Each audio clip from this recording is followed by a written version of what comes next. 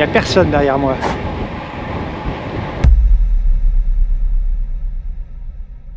Mes camarades m'appellent la voiture balai. Oui, mes camarades, parce que la plupart du temps, je roule en peloton quand je fais du vélo de route. Et un peloton, c'est un petit être vivant, comme un banc de poissons. Il y a ses us, ses coutumes, il y a ses règles. Et connaître le comportement du peloton dans lequel on évolue est extrêmement utile, intéressant et important.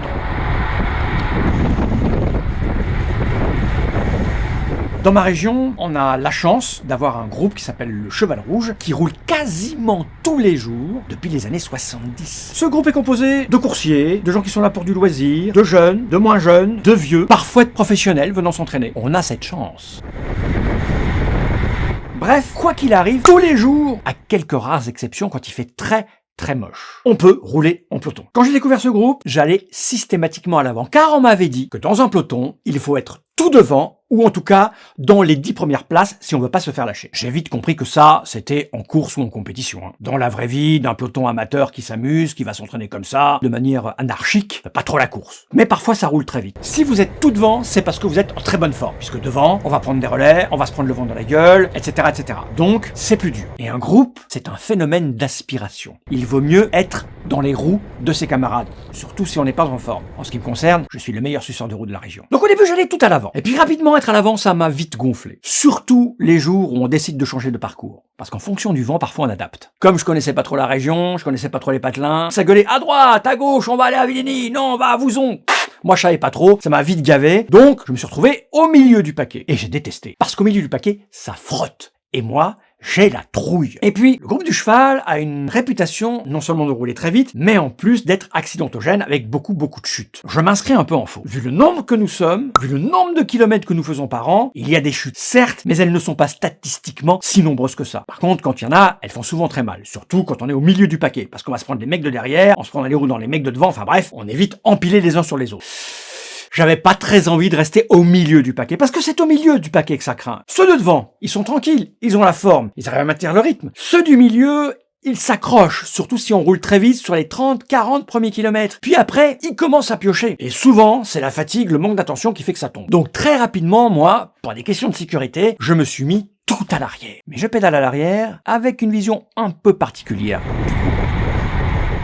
S'il faut être en forme pour être à l'avant, tout le reste est planqué dans le paquet. Profitons de l'aspiration. Quand vous êtes comme moi tout à l'arrière, en fait, vous pouvez rouler en économisant 40% de votre énergie. Sauf que moi, des fois, ça m'intéresse pas. Parce que même si je ne fais pas de course, même si je n'ai pas de plan d'entraînement, ce qui est souvent le cas des gens qui sont en tête, ils font des courses, donc ils essayent d'être en forme. Moi, à l'arrière, j'aime bien aussi des fois me dépenser. Si je suis trop dans les roues, je vais profiter pleinement de l'aspiration. Et ça, c'est pas très bon. Puisque le cardio ne monte pas, il n'y a pas, si ce n'est progression, maintien de la forme. Donc je laisse toujours un certain écart tant que la vitesse n'est pas trop élevée. C'est pour ça qu'en fait à l'arrière je fais le yo-yo. Je me laisse détacher, je reviens. Si je suis trop près et que je vois que ça roule à un rythme moyen, je me décale pour prendre le vent, ou à droite, ou à gauche. Ce qui fait que je me laisse régulièrement distancer. Je laisse toujours entre 2, 5 mètres, parfois 10 mètres entre l'avant-dernier et moi. Ce qui me permet de ne pas bénéficier de l'aspiration totale et complète. Parce que plus vous vous éloignez du mec qui est devant vous, moins vous bénéficiez de l'aspiration. En fonction de la vitesse avec laquelle roule le groupe, je me laisse plus ou moins loin. En plus, bien souvent, à l'avant, il y a des à-coups. Et j'aime pas trop les à-coups. Alors, je me laisse rouler à un tempo qui est le mien, et je reviens sur le groupe, puis il accélère, je me laisse distancer, puis il ralentit, moi je continue, toujours au tempo, je reviens sur le groupe, il réaccélère, je me fais distancer, et je reviens, et ainsi, je peux gérer une espèce de simili-entraînement. Et puis, il y a un petit avantage à être à l'arrière, surtout que j'ai une spécificité qui me plaît beaucoup, c'est de pouvoir boucher les trous, de pouvoir bondir, surgir. En règle générale, je me déporte souvent pour regarder ce qui est en train de se passer dans la file indienne, et comme je connais les fesses et le coup de pédale d'à peu près chacun de mes camarades, je peux anticiper le moment où un petit groupe va sauter. Je sens bien qu'il commence à avoir des faiblesses,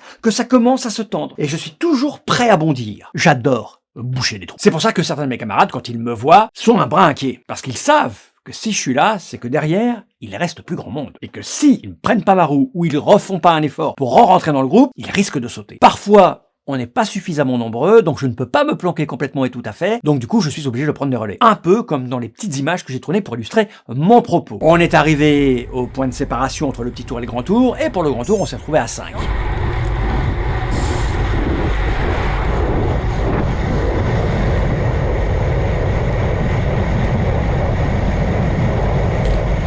J'ai bien été obligé de prendre des relais. Mais j'aime bien les relais, surtout les longs relais. On prenait un relais tous les kilomètres à peu près. Ça laisse 1 minute 30 d'effort, 4 minutes pour récupérer. Pour moi, c'est parfait.